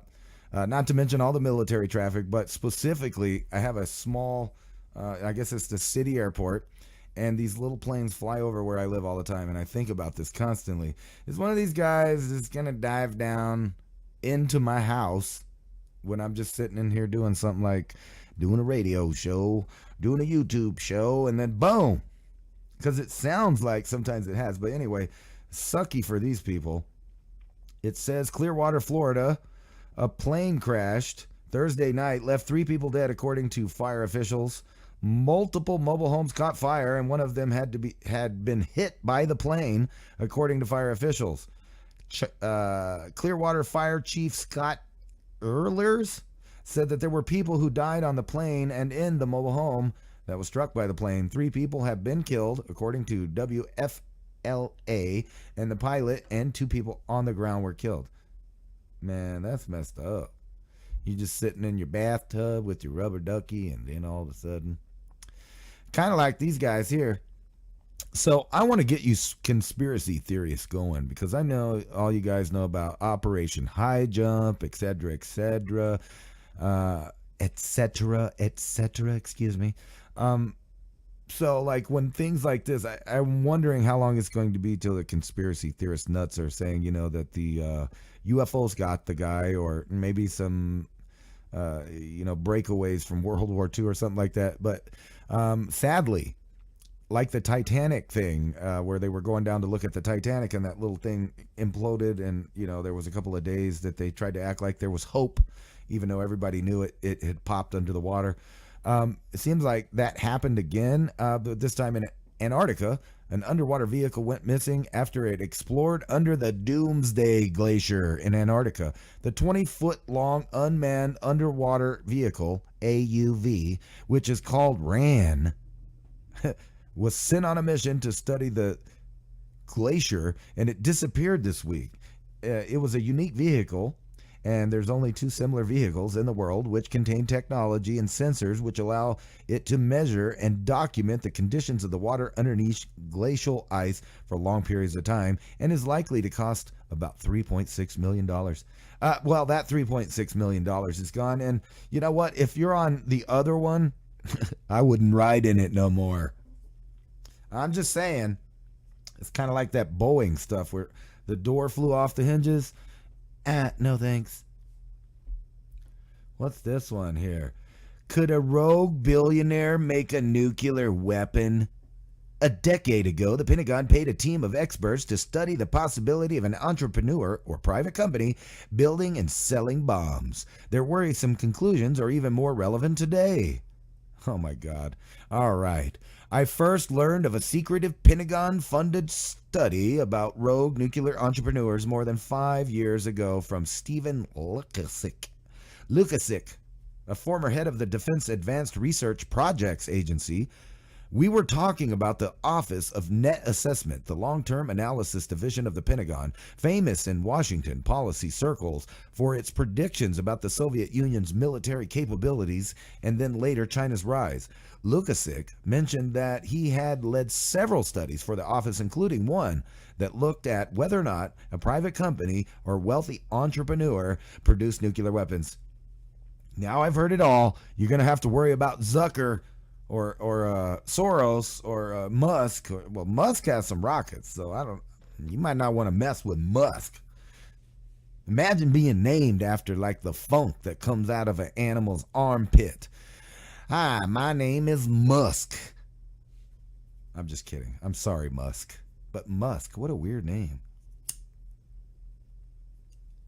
I always thought that was weird. Hey, can I borrow some of your musk? I need to go attract the ladies at the local village, man. Anyway, back to the thing here. We worked out that private organizations would do it if it wanted to build and sell nuclear weapons, Lukasik told me. It turned out to be fairly profitable business. Intrigued, I asked if he would share a copy. A few days later, Lukasik, who I had known for 2 decades, sent me all 4 volumes of the study, which was completed in 2013. The report laid out in exquisite detail, including staffing levels and cash flow projects, how such enterprise could operate. It would take in as little as $1 billion investment, and in 5 years to produce the first bomb, the study concluded. Maybe we shouldn't have gave Iran all of that billions of dollars, man. I don't know. You think they might make a nuke, man? I mean, like, if it only takes like as little as $1 billion, and we gave them like a lot of $1 billion, man. Like, they probably over there like building one of those bombs right now, man. Because we gave them the money and the plans. Probably. Anyway, the report read like background notes from an airport thriller. A Bond villain-like corporation would set up a shop as a legitimate business, managing a series of nominally independent subsidiaries responsible for different parts of weapons production in locations around the world. One company, for example, would be responsible for the designing the centrifuges. Another would produce the highly enriched uranium. A third would produce a third would do the chemical processing. A company could even work directly with a rogue nuclear power. Would our hypothesized enterprise even go into partnership with North Korea or perhaps Iran? Why do they need to do that when both of those people already have nuclear programs? Oh, that's silly. When I first read the study in 2018, it struck me as a fascinating premise, but implausible. Nuclear weapons are the domain of nations for a reason. They require huge facilities, big budgets, and technical expertise you can't exactly advertise for on LinkedIn, but I think you can. I bet you can find a nuclear physicist right now on LinkedIn. Almost guaranteed. But now, just 5 years later, and more than a decade after the study was completed, much has changed in the world. Private companies have long been involved in building weapons, including nuclear weapons. But the federal government has traditionally been the one funding and controlling the technologies. Now, even the Pentagon acknowledges that private capital is the dominant source of funding for key technologies. Billionaires like Elon Musk control technologies they've developed outside of federal contracting, like Musk's network of Starlink satellites that can change the course of wars. Venture capitalists are flocking to the defense sector with Pentagon's encouragement. Aboard the Wagner Group, the Russian mercenaries firm whose global empire stretches from Europe to Africa, has shown the ability to threaten regimes. North Korean leader Kim Jong-un gestures towards the Hwasong-15 intercontinental ballistic missile, which could be armed with a nuclear warhead in 2017. North Korea was among the countries analyzed as potential partners for entrepreneurs in the Pentagon-funded report. Today, the idea of an entrepreneur and a privately funded company changing the military balance sounds less fanciful, and I wondered what participants in this study would now make of the conclusions. Lukasik died in 2019, and two of the others, Fritz Ehrmarth, I don't know how to say it, Fritz Ehrmarth, a former chairman of the National Intelligence Council, and Barry Wessler, regarded as one of the godfathers of the internet, have also died. Well, rest in peace. But most of the other contributors were eager to talk about it, even if they sometimes disagreed with the conclusions. There's no mention of Musk or any other U.S.-based entrepreneur. The study specifically includes American citizens in its tracking of billions who could finance such an operation. Let's see here. Brian Michael Jenkins, a contributor to the study and a senior advisor to the president of Rand Corp, said that Musk-like figures was precisely the type of scenario controllers had in mind. The what? The contributors had in mind. Excuse me. Freudian slip there. Military development has changed dramatically since the Manhattan Project, the secret World War II era effort to develop the first nuclear bomb. Building nuclear weapons no longer requires the scope and cost depicted in the last summer's blockbuster Oppenheimer. Entrepreneurs like Musk are able to build on a massive government investments in rockets and nuclear technology. Rather than starting from scratch, the study, Jenkins said, was intended to see what might happen when the barrier to entry to developing military systems is much lower. What could you achieve with $1 billion? What could you achieve with $10 billion? And is it really beyond the reach of some individuals? He said, well, in the case of Musk, it means you can put rockets into space without NASA, and that's the point of this. Miles Towns, who left graduate school to work on the study, told me that he still thinks about it every day. He said the study was sparked by the way gas centrifuge had lowered the bar to entry when it came to nuclear weapons. In the movie, spies turn over detailed designs for a nuclear weapon, but nuclear experts agree that what is truly secret is not necessarily how to design the weapon. Much of that exists on the internet or in the public domain. But the process necessary to make the crucial materials, like heavily enriched uranium. Countries seeking to enrich uranium, whether for nuclear energy or weapons, are increasingly turning towards gas centrifuges. And those basic centrifuges appear to be rather easy to make, perhaps so simple that they are within the reach of nearly any developing country. Wrote Scott Kemp, then graduate student of Princeton, in a dissertation that caught Lukasik's eye. Kemp's thesis led Lukasik to question whether such centrifuges were also within reach of private companies or perhaps a Silicon Valley billionaire. Kemp, now a professor at Massachusetts Institution of Technology, told me that in an email he was not aware of this thesis sparked a Pentagon-funded study. The actual study consisted of monthly meetings at Lukasik's suburban Washington, D.C. home. Approximately 10 participants took on parts of two opposing forces, a red team made up of nuclear entrepreneurs and a blue team representing the governments trying to detect and stop them. In between meetings, members were assigned to research the technical and political issues that might allow a private nuclear proliferator My best friend was the Alibaba website because I can find anything on it, like mass quantities of nitric acid, recalled Katie Leach, a chemist who was Lukasic recruited into the project. When the study was done, Lukasic relayed all the findings to its sponsors, Andrew Marshall, and legendary figure in the Pentagon who headed the Office of Net Assessment for decades. The study was never released or even disclosed publicly, in part because those who contributed believed that the final report was classified. 2 of the participants I interviewed said that they were told to remove any copies from their computers. I knew that Andy treated it as classified. Lukasic said of Marshall back in 2018. Marshall died in 2019.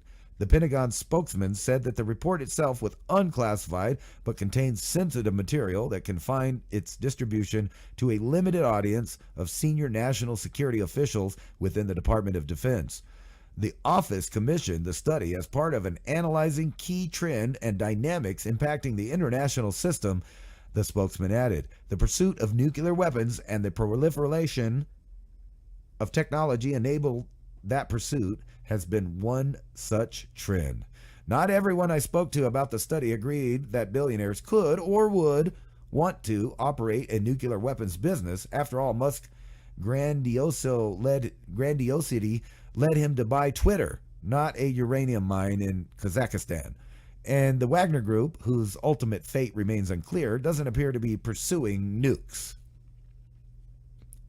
Jeffrey Lewis, a nuclear expert at the Middlebury Institute of International Studies in Monterey, California, who wasn't involved in the study, questioned its premise, arguing that private companies wouldn't want to risk the exposure that bomb-making entails. The business case would not be by buying finished weapons, right? The business case would be for buying the production capabilities. Lewis pointed out that the Pakistan-based AQ Khan network of the 1980s and the 90s, which used a series of shell companies to sell equipment and know-how needed for the nuclear enrichment, sort of like the starter kit for a nuclear bomb. That's a much safer, more reasonable line of business, Lewis said. Think about this, though. We have so many people with so much money now.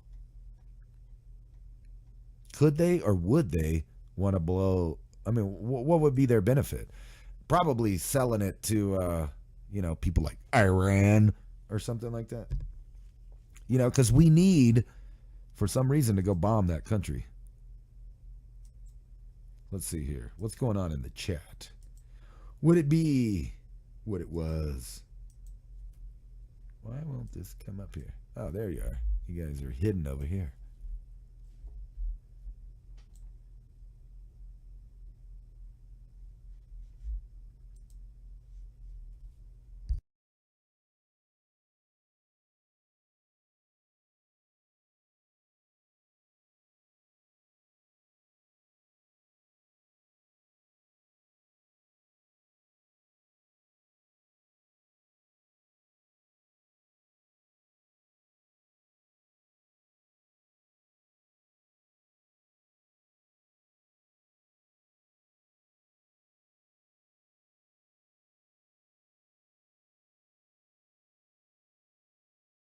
Aha, there it is. Anyway, sorry about that. I had to blow my nose. I had to make sure it was muted before all of you guys heard all of the booger action. And it looks like we have another virgin in the chat. Mike Mont. I'm going to add you as a moderator because here at Mountain High Time, we believe in free speech. And that means nobody can mute you or ban you or whatever. Yes, thank you, Madam K. Tarot Cards. My haircut is done by me just a little while ago in the bathroom. Ever since I was 13, I stopped paying for haircuts. I just thought that was silly. So I just cut my own hair. Anyway, let's move on. Are we moving to the future? Are we there finally? Z, your thoughts. China unveils plan for chilling zombie brain chips to be implanted into skulls to rival Elon Musk's Neuralink. And I told you guys this stuff is happening so exponentially fast that even us people that are getting older are going to get to see some things that are going to blow our minds that you're not going to believe was actually possible. even though they predicted programming every one of us from, some of the baby boomers all the way into Generation X, and even, the millennial group has been bombarded with their own, version of the same thing. And then you got poor Generation Z being bombarded with some of the most immoral, weird things ever pushed on children. But here we go. China entering the race for the brain implant. Chimps into human skulls. The chips and salsa. The brains are your salsa. And they want to put chips in it. The country unveiled a chilling timeline to develop what it calls a brain-computer interface and aims to release the product as early as 2025. Hey, that's the same year that the Air Force said that it would be flying all AI crafts and stuff back in like 2000. Weird, because they're almost there. China has unveiled its plan developing chilling brain chips. Why is it chilling for the Chinese to do it, but Elon's isn't chilling? That's weird. And just think about it. This is weird. I mean, unless you have epilepsy, you're blind in one eye, you're paralyzed, or something like that one of these technologies could actually help, I just don't see no reason to do it. That's just my opinion. But if you want to have faster speed, you want to have your iPhone 12 implanted into your head so you can get 12G out of your buttonhole, then be my guest. You know what? Speaking of this, didn't that guy, the chess guy, get busted because he put basically a robot up his butt and he got caught cheating? Ain't this like this? How can you ever trust anybody to do anything? Like all of those weird Karens that are on the internet, or they're out in public and they're like, don't film me. What are you going to do when my eyeball records everything you do and it's being streamed online as we talk? I mean, think about that. Because that's the world that we're living in, where I forgot the name of it. There's a really good sci-fi, I think it's on Netflix. I don't remember what it's called, but basically they implant something like this Musk Neuralink, so every single child is instantly connected to the worldwide internet that is controlled by somebody somewhere. Would you really want that to be going on for your children? Yes, it seems like if you could control your own network, of course it would be cool to have a in-brain HUD display that does mathematics for you and does all of this other stuff. However, I don't think that that's what this ultimately is designed for. I think this is just another enslavement tactic, and there will be some point, some singularity in the near future where the majority of people are connected into this Internet of Things via chips, phones, Wi-Fi, whatever it is, Li-Fi. And remember, they have other forms of this stuff. A lot of people don't even know about Li-Fi. You can get internet from the light bulbs in your room if it's connected. You can get information hidden that's completely around you. And think about this on top of that. What if you deny the chip? What if you deny the technology and you keep your children to deny it too, and their grandkids deny it? What you're going to have is a world where you're walking down the street and you're looking around and it's dark and you hear, the birds or whatever. You don't see much.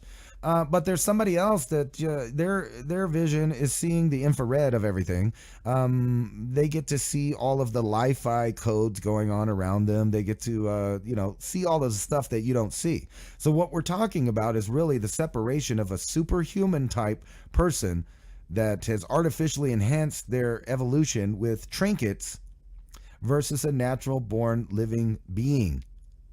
And what they want to do is violate that, the idea that we are a sovereign being that has our own thoughts inside of our head. They're not satisfied with ending freedom of speech or you being able to defend yourself. They want in your brain. They want to know what you're thinking. They want to know how to make you think what they want. And that's what this all amounts to. At some point, there will be a singular broadcast that tells everybody what they want to hear, or what they want to tell them, It'll tell them what they like. It'll tell them what the laws are. They won't have to go to school anymore. None of that. It'll just be a bunch of automatons that report to their designated jobs. And at that point, you can realize that, well, we really don't need that many people.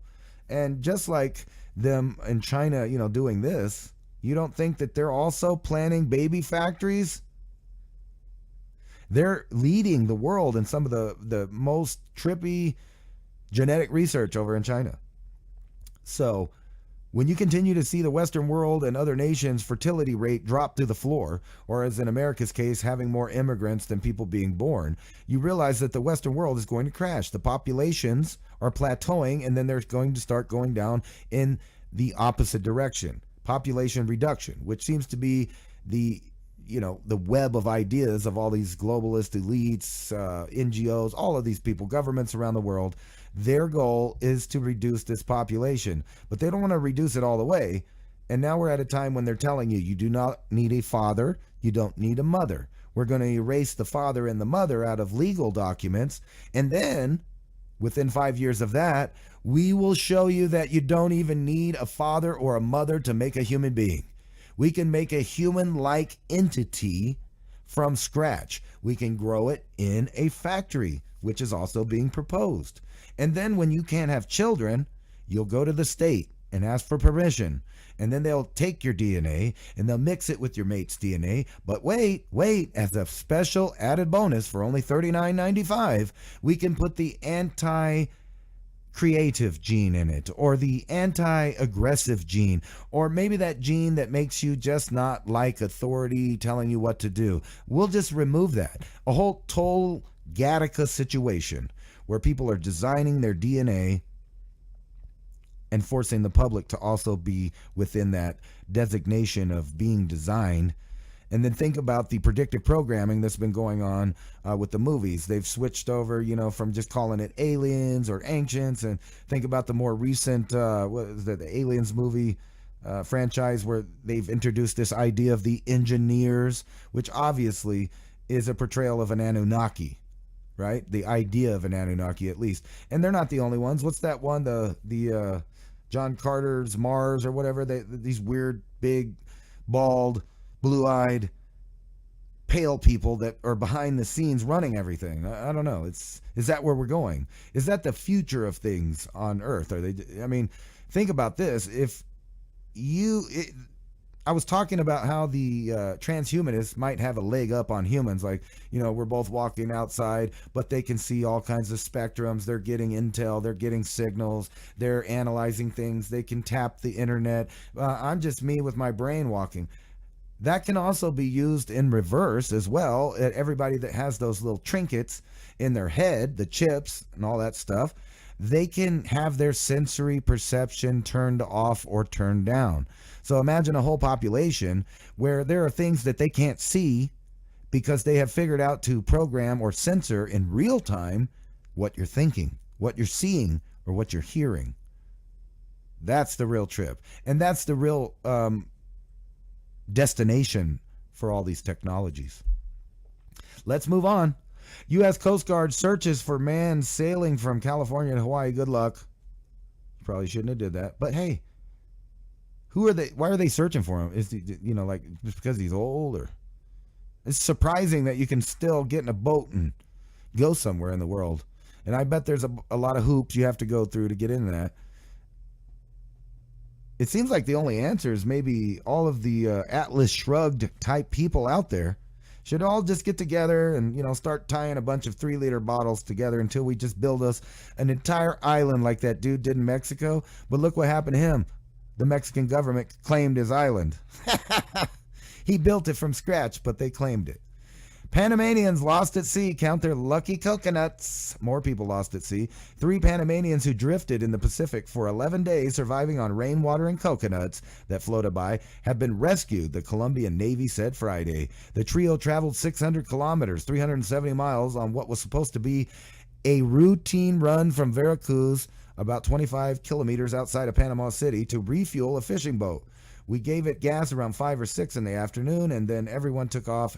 After a certain distance, our engine stalled, said Blas Olivardia, 30, in a video released to the media. From then on, our journey started with the north wind. It took 11 days, he added. Without supplies, they survived on rainwater and coconuts. The coconuts came in the current. We grabbed them, broke them, and ate them. Now, that's really lucky. Thank your lucky coconuts. So this got me thinking, how are all of these people from Venezuela getting up here? or any other country that's not land connected to us. It's no mystery to me how they get from, obviously, Mexico, Guatemala, Belize, El Salvador, etc. But how are they getting across the Panamanian interface there? How do they do that? Well, people are shipping them there, right? People are shipping. That has nothing to do with these guys. These guys were fishermen. But what I'm talking about is the massive amounts of people that are coming from the other side of the Panama Canal. How are they getting across? How are these thousands and thousands of people getting across there? And when you figure that out, you'll realize that it is a global plan to remove, reduce, and rearrange, and maybe reinvent the population of Earth. 37 million at risk for flooding from blockbuster California rainstorm. As we were talking about earlier, the fun may not be over. The second and stronger storm of 1-2 punch will blast California with torrential rains, flooding, and a feet of snow in some places. Hot on the heels of the drenching storm and low-end atmospheric river that affected California from Wednesday to Thursday, a more potent storm, a high-end atmospheric river, will roll ashore Saturday night and Sunday with major impacts that will threaten lives, prosperity, and travel into the next week. And we ain't going to get none in New Mexico. Every time this happens, we don't get a drop over here. It comes, it dumps all over Phoenix, out there in the middle of the desert, and then by the time it's here, we don't get none of that. It sucks. Anyway, public awareness and storm readiness are strongly encouraged as life-threatening conditions may evolve in some communities. So this is one of those times that, if you live in one of these communities, don't be a riri. Actually go figure out if you've got drinking water. Figure out if, what are you going to do if it floods where you're at? Are you going to sit on your house with an empty milk carton begging for help from the Coast Guard? I hope not. I hope my audience, if you live there, you should maybe look into worst case scenario in case it is. Instead of the 90 people that froze to death when the weather got bad here a few weeks ago. Maybe you guys should think about, if you live there, planning ahead. Rare high risk of flash flooding issued in Southern California as atmospheric river takes aim. For more, tune into the Oppenheimer Ranch Project on YouTube, and he'll tell you all about the good weather. Oh, this is the wrong page. Here it is. Actually, we got Oppenheimer Ranch Project in the chat room there. That's cool. USGS records 5.1 magnitude earthquake in Oklahoma, Prague. Ugh, oh, that's a horrible place. I'm just kidding. I'm sorry to the people that live there, but I've been to your town. It sucks. The U.S. Geological Survey says that a 5.1 magnitude earthquake shook the area of Prague and parts of Oklahoma late Friday night. The 5.1 earthquake was recorded around 11:24 p.m. with the epicenter of the earthquake being in Prague, Oklahoma. They have little earthquakes like that there, though. We have them right here, too. I never feel them. I always see them on the map. 4 point something, something, blah, blah, blah. I don't even feel it. It doesn't even wake me up. Maybe one will come closer to me. Missing link. Is this true? Have they figured out where the water in our solar system came from? Let's check it out. Missing link that created water in our solar system discovered. Santiago, Chile. Astronomers have traced the source of Earth's oceans, rivers, and lakes back to a stellar nursery located 1,300 light years away. They're describing this finding as the missing link in the evolution of life as we know it. Is this where the fabled ice comets come from that we've never found or never seen? Oh, anyway. We can trace the origins of water in our solar system to before the formation of the sun, says lead author Dr. John Tobin of the National Radio Astronomy Observatory. The international team discovered gaseous water in a substantial planet-forming disk around the star V883 Orionis. The star, located in the Orion constellation in the southwestern sky, was studied using the ALMA boy, that's a big name. Telescope in Chile, the Atacama Large Millimeter Submillimeter Array. telescope in Chile. Upon examination, the researchers found that the disk contained at least 1,200 times the quantity of water found in all of Earth's oceans. The discovery could potentially aid researchers in identifying planets or moons that are most likely the harbor of extraterrestrial life. Scientists have previously observed that the transfer of water from clouds to young stars and subsequently the comets to planets. But is that true? Because as far as I know, I ain't a scientist or nothing, but I don't think that they've ever found a comet with water on it. So I don't know why they keep saying this. There's like a fictional comet that's out there that's just like this big chunk of ice cream, and it's vanilla flavored. And no, I don't know. But they say that. That's the theory, that all these comets, they plowed into Earth for some reason, gave us a bunch of water. And but as far as I know, that hasn't actually, but whatever. We'll just go with what they're saying. Scientists have previously observed that the transfer of water from clouds to young stars and subsequently from comets to planets. However, the connection between young stars and comets has remained elusive until now. V883 Orion is the missing link in this case. So are they going to tell me that they have found a water comet? Because I don't think that happened. But anyway, I don't want to spoil it. Let's see. In his media release, the composition of the water in the disk is very similar to the comets in our own solar system. Which comet is that? You mean they're rocks? I don't understand. This confirmation of the idea that the water in planetary systems formed billions of years ago before the sun in interstellar space and has been inherited by both comets and Earth relatively unchanged. Let's see here what they're looking at.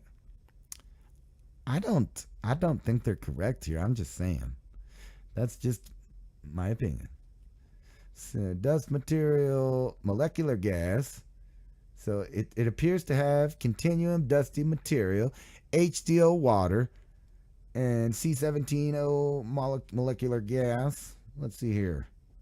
Observing the water was a challenging task, as the movement of the molecules is restricted when they are in a frozen state. Most of the water in the planet-forming disk is frozen out as ice, thus usually hidden from our view, explains Margot Leemker, a co-author of the study and a PhD student at the Leiden Observatory in the Netherlands.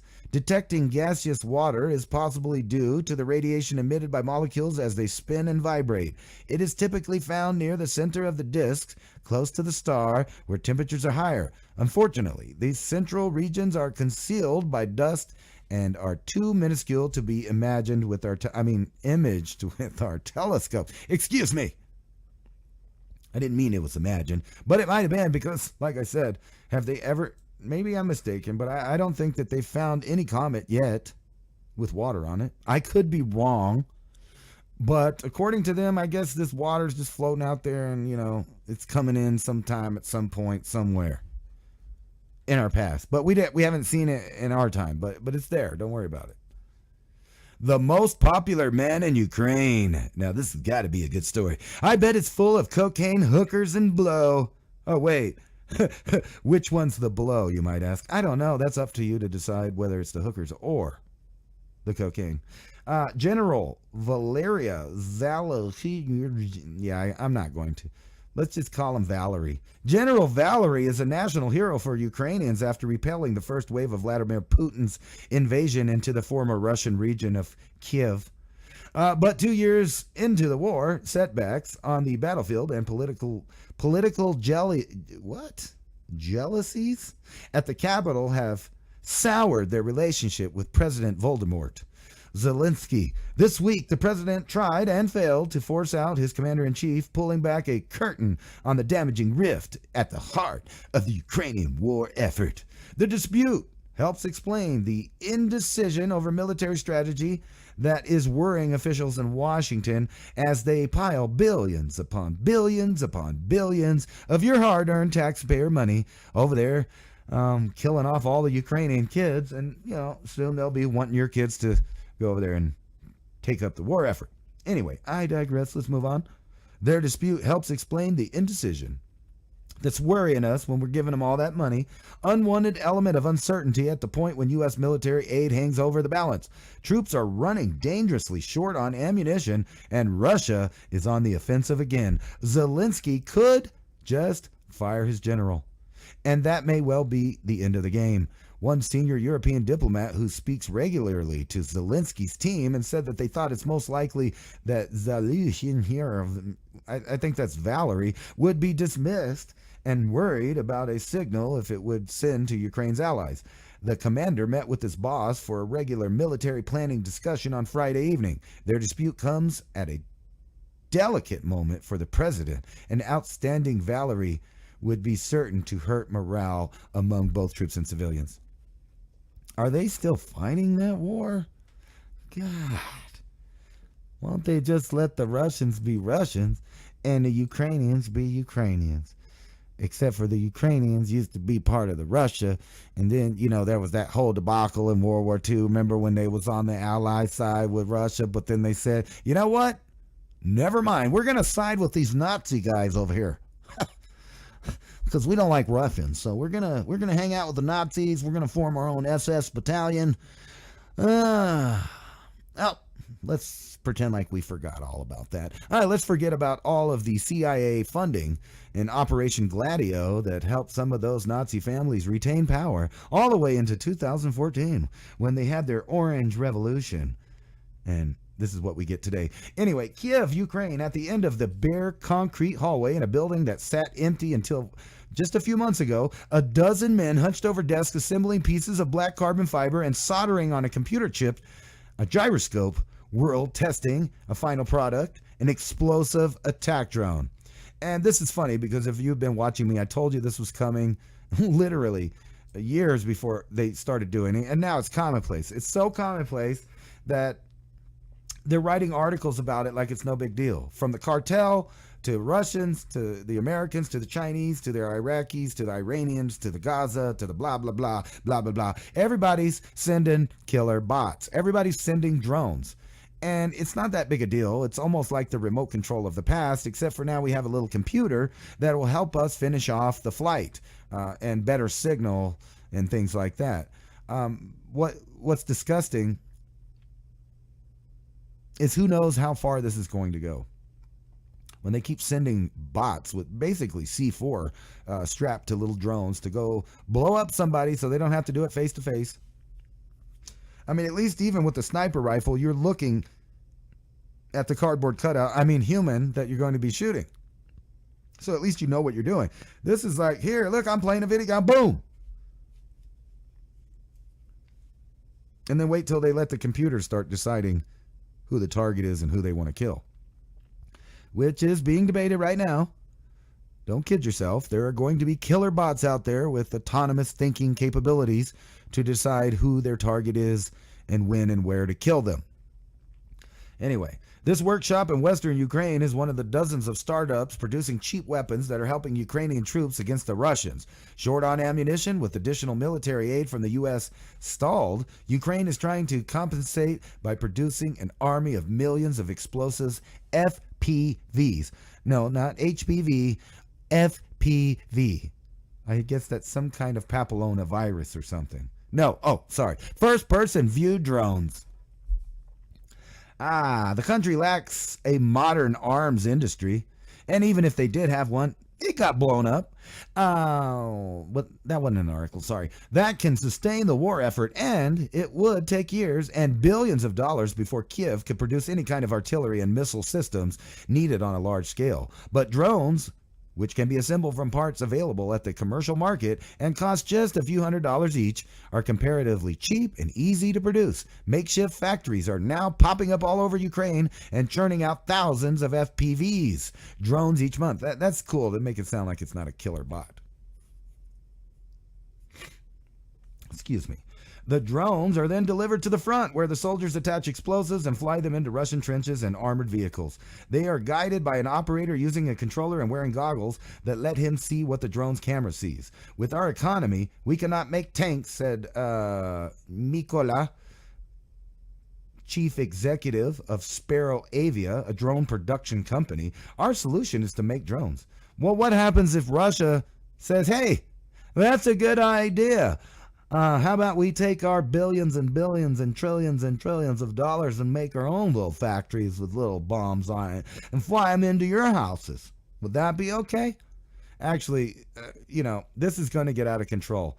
And obviously, if you can put a little C4 explosives or some other kind of explosives on here, you could also strap it to a cable that fires a 9mm and, just think about that, right? Because you've seen the little robot dogs that you could put, and like I said before it happened, hey, look at that thing. That's cool. You can strap an AR to it. Oh, you could strap a bazooka to it. You could strap an RPG to it. You could strap a 203 to it. You could strap a 50 cal Barrett rifle to it. Ain't that nice? But you can make them smaller. You can make the main frame of this the same as the body of a small submachine gun. Think about that. So you saw the dogs with the big guns. Wait till you see little robots flying around just binking people. Pew, pew. Wow. That's the world you're living in. Russian police detain reporters covering Moscow's protests by soldiers' wives. Russian police on Saturday detained a group of about 20 journalists, including an AFP reporter, covering the protests in Moscow by the wives of the men mobilized to fight Ukraine. And as you can see, there's one lady with a picture. Have you ever seen the propaganda that goes on behind these type of pictures? Sometimes they'll get 2 or 3 or 4 or 5 people and they'll smush them into a little thing, and then if you see what's behind them, there's nobody there. It's all propaganda.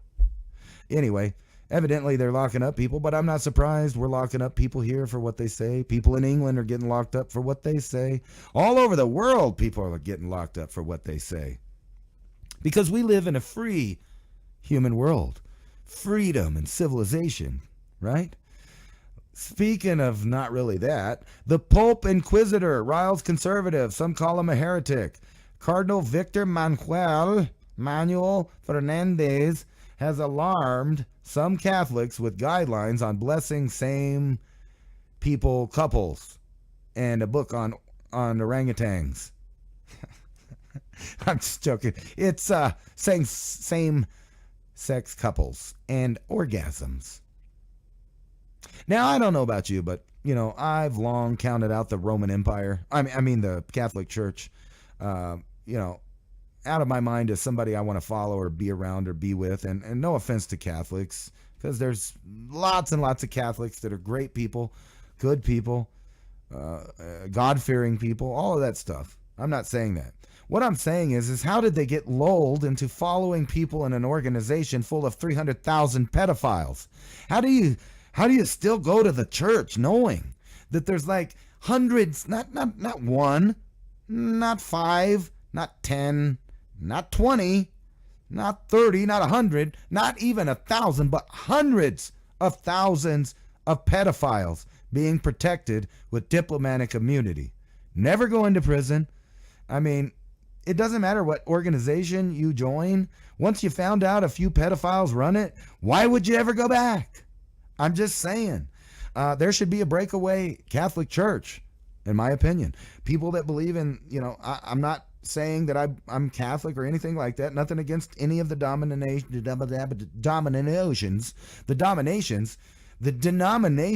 excuse me. Whoa.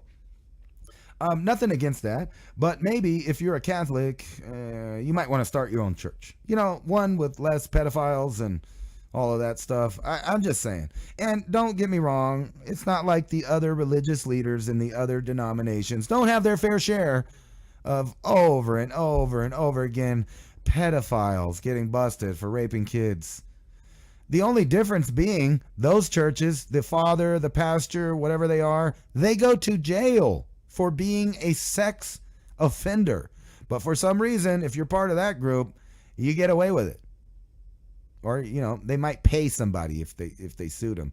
So this independent city state that's the remnants of the Roman Empire that became the Catholic Church has their own city, has their own banking system, has their own money, has their own diplomatic immunity, and is recognized by every country in the world as a sovereign nation with emissaries and diplomats all over the place. Oh, we're out of time. Sorry about that, Revolution Radio. Have to cut you off. Thanks for listening.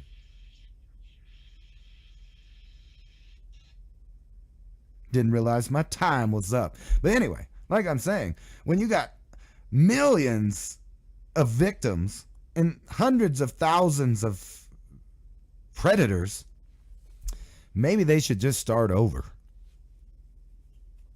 That's all I got to say about that. Yeah, I don't agree with any group, any religion that believes it's okay or it's forgivable or we'll just look the other way or he didn't mean to or any of that crap. If you're boning children, I think you should get the death penalty. I'm sorry. That's my belief and I'm sticking to it. El Salvador.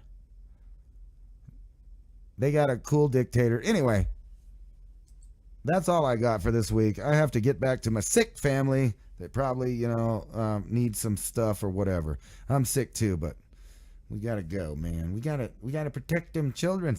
I'm just saying, I'm sorry if I offended you if you're a Catholic. I really am. And I'm not talking about you personally, but I am talking about your organization. I mean, it's hard to argue. I don't even see any logical argument you could come up with would say, well, I still go to the church because they're not all bad, just the management. Anyway, peace out. And thanks for watching. This has been Mountain High Time. I'm your host, Ransom Godwin. Come back Thursday for mini Ice Age conversations. And next Saturday, I'll be here with another Mountain High Time. Peace out. And think about it. Everybody wants to blow everything up. So I'm going to leave you guys with this.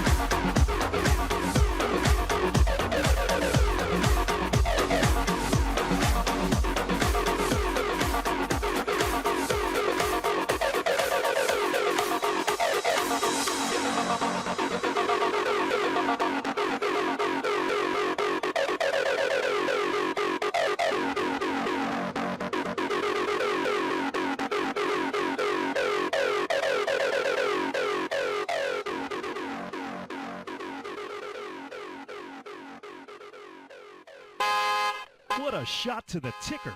I don't think I'll ever have trouble waking up again.